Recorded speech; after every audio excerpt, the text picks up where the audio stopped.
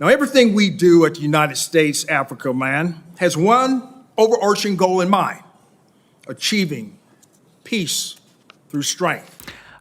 You know what? I don't even think I'm convinced by the way he said that. He kind of said that like he was lying. He was like achieving peace through strife. Now, this requires three things: a clear understanding of national security threats, a robust and dependable network of like-minded allies and partners, and appropriate resourcing to match military requirements.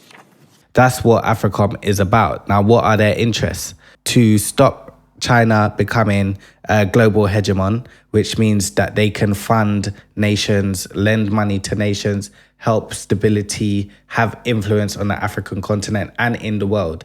It is where the Chinese Communist Party actively works to change the international rules-based order as a stepping stone to become the global hegemon. And their other threat is Russia. So China and Russia are America's two main economic threats, military threats.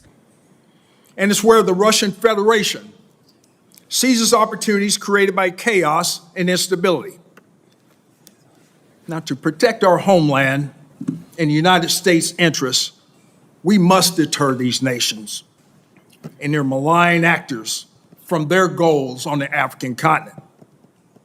And AFRICOM is a way by romancing governments, by exploiting incompetency of presidents. And so they can train African militaries, and those people who they train are still subservient to the people who train them, which are the US military. So whenever there is a president that the United States don't want, if they've trained your troops are more likely to listen to the people who train them than they are to the president. And that's why you get coups. That's why you get people overthrowing their governments, because they didn't train their own people. So the interest of the United States is to extend their military capabilities through African nations and to deter Russia from being able to do that, and to deter China from being able to do that.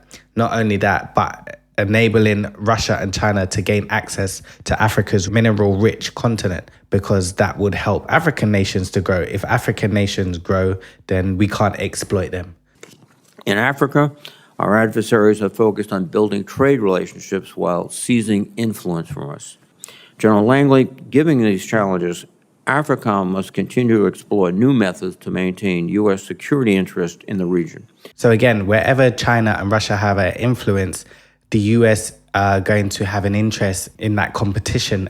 At the moment, Russia is supporting Burkina Faso, and so that's going to give them access to mineral resources. That's going to help them in their military efforts across the world, and America doesn't want that. So they're going to try to overthrow Ibrahim TRAORÉ because it doesn't suit their interests for Russia to have that influence and access to mineral resources in that part or any part of Africa.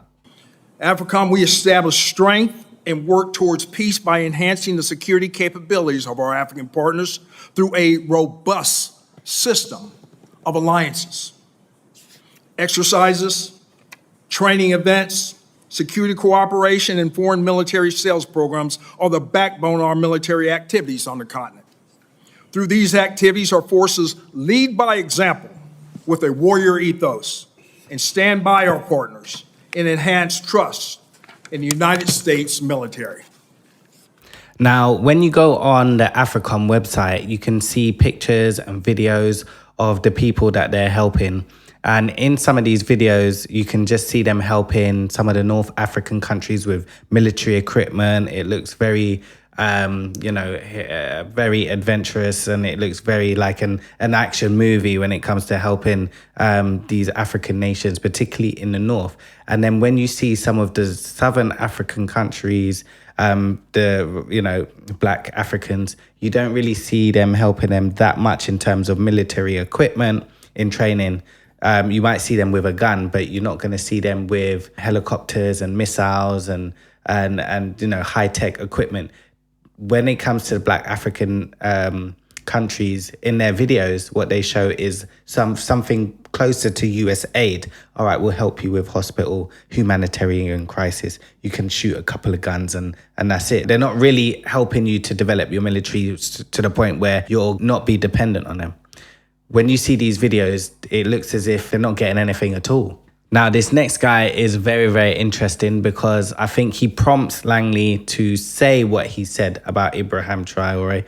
But if he brought up Ibrahim Traoré, then it must have been discussed before this meeting. But this guy in particular, this senator, is particularly interested because he wouldn't let it go. It's like he was trying to prompt him to say something. He had to ask a question 10 times to Langley before he got it. Langley was like, I don't know, it's like almost like, I don't know what you're talking about. But then, something must have clicked for him to give an example, but he was definitely pressured to say something. So let's watch this. China's not dialing back the Belt and Road Initiative anywhere in Africa, are they? All right, he's saying, are there success stories when China and Russia come in? Are there success stories for the citizens when China or Russia come in? And he's basically expecting an answer that it's going to be a no, in that America, there is success stories when America come in to help the citizens of these African nations. So he's prompting him an answer. This is all about public display and what we see AFRICOM to be, but they're prompting him what to say and where their interest should lie when it comes to presenting this to the public. Chairman, China is responding by trying to replicate what capabilities USAID was very successful across a number of years. Africa is a mineral-rich, resource-rich continent. Is that correct? So, yeah, he's saying, okay, no. And I don't think this guy is happy with the answer. He wants a bit more, so let's go on. Yes, Chairman. Okay. Are there success stories for the citizens of African countries? Chairman, there's very few cases. Okay. So he's basically like, yeah, no, I said no. What are you trying to alert to? So is there any exception? Can you point to any success story where the people of one country or one or two countries have actually benefited substantially? Is there something that you really need me to say? He's like, no, I don't know. What are you talking about? Not on China's behalf. Okay. Not on China's behalf. Just what happened in Zambia when they had the spillage into the river that services 5 million people. How does our U.S. approach compare and contrast to the approach of Russia in Africa and also communist China in Africa? Well, let me answer that question. Russia's approach has been to help develop nations, help with intelligence, help with training when it comes to military, and that's to protect the leaders. America's influence has been in training to overthrow leaders historically. China's influence has been to help develop nations, although they don't allow Africans to learn the skills to develop themselves. But out of the three, Russia is probably the best one. It says, whoever wants help will come to whoever asks for it. Help will come to whoever needs it. And we have some of our own interests. You're willing to help us. We're willing to help you. It's a more mutual kind of respect. There has been success stories when it comes to Russia. I'm not so sure about China. They're going to be worse than Americans. Look at the way that the Chinese are being employers of African people. Chinese, ultimately, they believe that they're superior to black people fundamentally. And if you get this when you see them with their workers at the moment, it's going to be even worse with their leadership. So I wouldn't even rely on China at the moment. So they're kind of right in a way, but still the investment from China has been better than what they got with the US and Europe. The other two competitors are just trying to replicate what we do best. I disagree. I would say that Russia's there to support Ibrahim Traoré directly with the insurgents that's coming in through parts of the country. And the US haven't offered that at all. They haven't offered that at all. Look at what the people of Burkina Faso want and look at what Ibrahim Traoré has done for the people, using the minerals of the country, doing politics with other countries, helping develop the nations and providing jobs for the people, that he's doing such a good job, the Americans haven't come to help support, aid that process. In fact, they are showing that they want to deter him from doing that, whereas Russia is helping him to aid that process, where they're building nuclear power plants, where they're helping with military equipment, and they're helping with intelligence, for example. And we've also had statements from Putin saying that he's like a younger brother. He asks for support, he will get the support. There's two different ways of approaching Burkina Faso when it comes to America and Russia. China have no interest about developing nations. They're similar to the Americans. I can imagine a situation, though, in which the ruling elite of a country is receiving gratuities on the side. Now, he's kind of alluring to military leaders. He never said a president. So he was speaking about someone specific here, and he's talking about a specific thing, that they're using minerals to benefit a military leader. So he wants Langley to report on something specific, and there are not many examples of that in Africa. You generally got presidents running their countries. So he was speaking specifically about Ibrahim Traoré and Burkina Faso, but he didn't want to say that. He wanted to get Langley to say that, but he's been asking this whole time, and Langley don't get it, and then eventually he gets it. They don't want African leaders to use their minerals and resources of the country to develop militaries in Africa, or to develop economies in Africa. And that's what the question sort of relates to. In order to the benefit of the strongman leader, and not to the populace of the country. Does that sort of corruption and bribery go on with regard to the Belt and Road? Absolutely, Chairman. I see this, and I don't mind calling them out, but Captain Traoré and Burkina Faso, as they know that both, whether it's their gold reserves, that is all those proceeds are just in exchange to protect the junta regime. There's a number of examples across. Even in Sudan, what's going on with the rapid support forces and Burhan of the Sudan forces, when you get down to it, is all about the revenue that can be drawn out of that, and there are nefarious actors in the CCP or in sometimes Russia are complicit in those activities.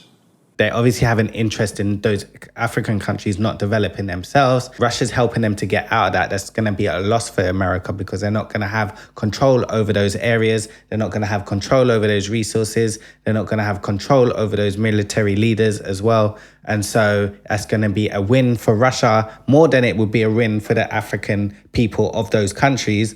They're more interested in Russia gaining an advantage than the benefit that the people of those countries are getting. It's actually very undermining. It's sad to see African leaders who host AFRICOM, because they don't respect Africans fundamentally anyway. Okay, well, you can't imagine how frustrating it seems to me that this mineral-rich continent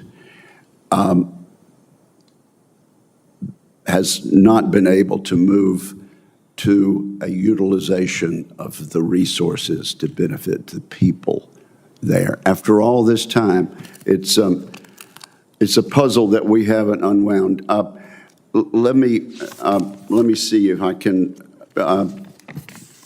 move to General Cavoli, and then I hope we can leave. That's smoke and mirrors, basically. And the smoke and mirrors means that they're trying to present one thing, but they mean the opposite thing. Actually, they're saying that it's annoying that Africa hasn't been able to benefit from the minerals and resources from the continent to develop their nations. And the problem is because China and Russia are funding military leaders who are in control of those countries now and using it for personal gain. It's annoying that that's happening, and that's because of Russia and China and these military leaders. But really, it's always been the United States who actually don't mind that happening, but only when they're in control of that, to be honest. It's only when they're in control of that, because they're sucking Africa dry for minerals, resources, and they also don't want China and Russia to gain an economic advantage over them, a military advantage over them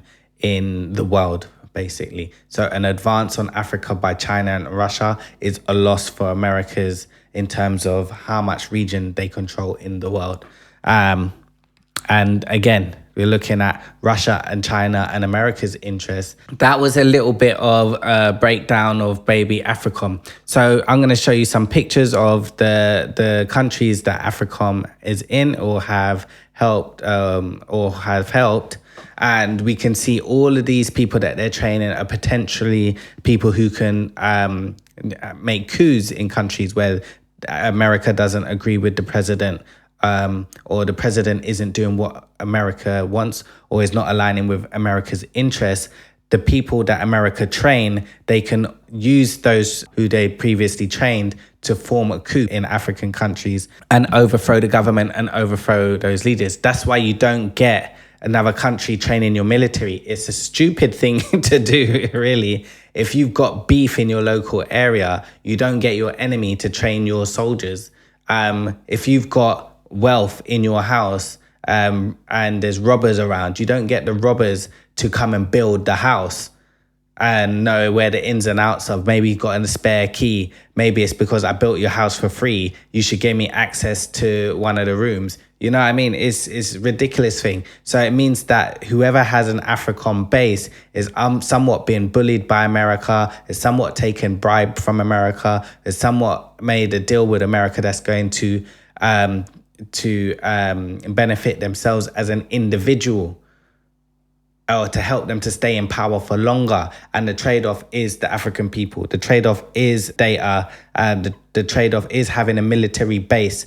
You're making that country an extension of the American military. The trade-off is that there's no development in that country, because you just don't see it where there are African bases. Why is it taking this long for a president like Ibrahim TRAORÉ to be able to develop a nation? And it's taken 2 to 3, maybe 4 years. He's developed a nation with the resources of the country. And every other country in Africa that's underdeveloped has this opportunity to do this in such a small time. Look how many years there hasn't been done, and they still continue to keep that relation up. And one of the reasons why I believe that is because these old men are tired. They ain't really want to go into war. They don't really want to fight for their country. They'd rather just sit comfortably with the money that they have in power. Why do you need a father if another person's father of another house is funding that house? What does your wife and kids need you for if another man is paying for the bills, another man is building a house, another man is funding for the food, for example? The wife and kid no longer need you as a president or no longer need you as a father. Why don't you get Big Daddy to come in who's really doing all of the work? It's somewhat a undignified position to be in. Any Africa leader who has America over them is not a real leader, and they don't have no real power. And it's just somewhat cringe. It's like, don't you have any dignity as a man to be a man? You don't let another man lead you. That's somewhat gay. You got a lot of gay presidents because you got American men leading these black men when it comes to their nations. What the hell is wrong with you? Have some dignity, show some strength. You know what I'm saying? You lead the nation. A president of a nation is supposed to lead by example. He's supposed to show strength. He's supposed to feed the people. You know, that's why in Kemet they used to have the club and they used to have the bull tail. You understand? Which meant that it was representative of cattle and strength. Feed the people, look after the people. And then they also were supposed to be ordained by the Almighty, the universe up high, supreme consciousness, which means that we was leading in a principle of morality. So you're not going to see us doing anything negative to the people, but you're selling your people out as presidents. So a good indication of who you want to vote for in your next elections is basically one thing you want to ask is, what is your relationship? What is your policy for our military? What is your policy when it comes to foreign affairs with America in particular, China and Russia, for example? If they want America, if they're building up relations with America, go back and look at the pictures and see if they were trained by America, and you'll know where your country's going to be for the next 4 years or however long it takes to get to the next election. So use your political power to vote in people who are aligning themselves with someone like Ibrahim Traoré, somebody who's aligning themselves, who has relationships with Russia, for example. And you can see someone like Malema doing this at the moment. But the South African people, I don't know what's wrong with them. But yeah, AFRICOM is not good for Africa, basically. You want to get them out, stop allowing Chinese to build up ports, get your ports back, and take the example of Ibrahim Traoré, and we're all doing our best to create awareness around the world, support the people of Burkina Faso and Africans across the world to be unified in this fight against the oppression of Black people. Big up yourself. I'm out, and big up yourself. Thanks for watching. I'm a new channel, so subscribe if you want to see more of these videos, and I'll see you in the next one. Peace.